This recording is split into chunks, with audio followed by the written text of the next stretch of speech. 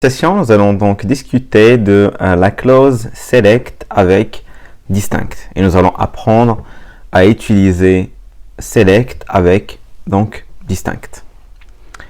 Tout d'abord, qu'est-ce que distinct et qu'est-ce que ça nous permet de faire? Donc, supposons qu'on ait une table qui contienne, avec une colonne qui contienne des valeurs dupliquées et qu'on souhaite avoir que la liste des valeurs différentes, c'est-à-dire sans doublon. C'est ici qu'on utilise donc le mot-clé distinct qui va nous permettre de retourner les valeurs uniques, c'est-à-dire les valeurs sans doublon.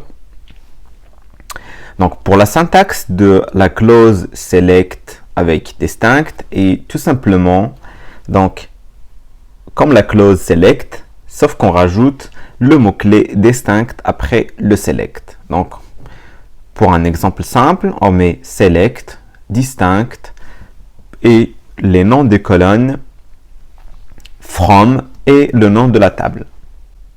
Donc, passons maintenant à MySQL Workbench pour voir les applications ou quelques applications. Donc maintenant qu'on est sur MySQL Workbench, donc on va travailler maintenant sur la table film. Et donc on va faire un select all en utilisant donc, comme je le rappelle, l'astérisque from film. Donc on va exécuter cette requête. Et donc maintenant j'ai le résultat de ma requête dans une table. Et donc comme je le vois, ma table est constituée de la première colonne film ID, donc c'est juste un identifiant unique du film, le titre du film, une petite description, l'année de sortie du film, un ID de la langue, donc ici c'est c'est pour l'anglais, mais bon il n'est pas renseigné dans Original Language ID, elle est nulle.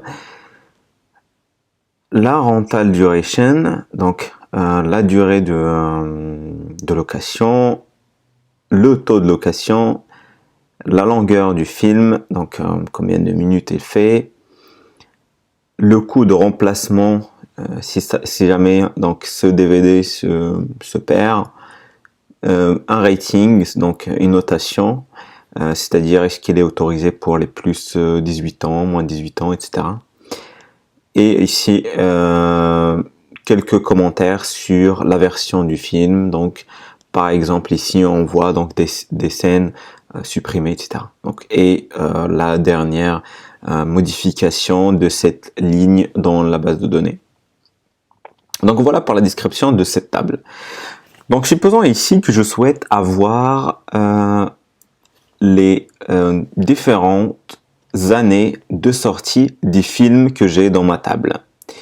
Donc je vais tout simplement commencer d'abord par écrire une requête pour avoir les années de sortie des films. Donc c'est release year. Donc c'est celui-là. Et on va l'exécuter. Et donc je vois que j'ai release year, c'est pratiquement 2006 partout.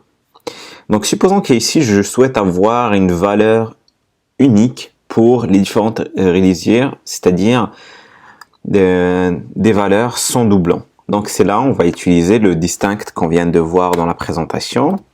Et donc je vais écrire le mot-clé distinct et on va les réexécuter. Et donc voilà, maintenant je vois que 2006.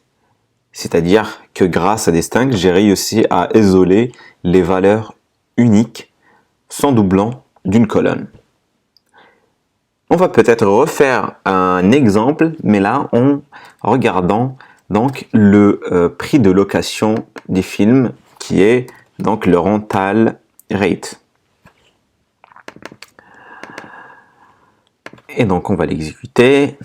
Donc voilà, j'ai les prix de location des films, des différents films. si je souhaite avoir les différents prix de location, donc sans doublon, c'est-à-dire je souhaite juste avoir une idée sur combien je loue mes films, quels sont les tarifs, sans avoir de doublon dans mon tableau d'affichage, dans mon tableau de résultats.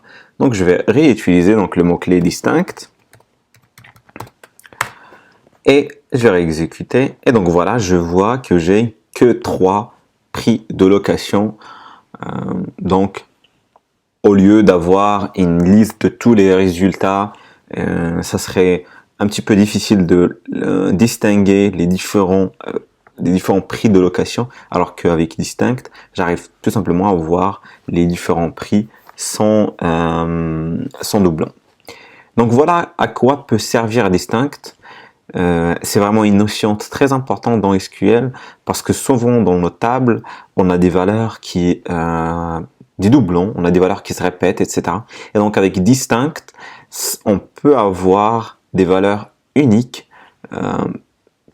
quelle que soit la raison, peut-être juste pour avoir une idée sur, par exemple ici, sur les années de sortie des films, pour avoir une idée, comme ici encore, sur les différents prix, etc.